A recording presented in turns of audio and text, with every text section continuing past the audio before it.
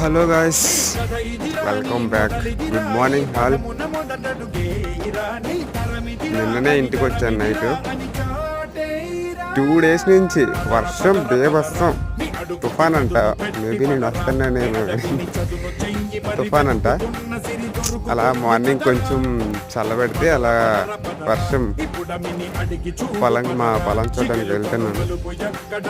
చూడండి గైస్, ఈ వర్షం ఏదో ఇంకో 20 daysలో పడితే మాత్రం రైతులందరికీ చాలా బాగుంది. ఎందుకంటే ఇంకా ఆకులు వేస్తారు కదా, అవి కొంచెం పొడవైతే ఎంత వర్షం వచ్చినా ఏం కాదు. ఇప్పుడు అన్నీ చూడండి ఎలా మునిగిపోయింది మా పొలం. ఇది మా పొలం అనమాట.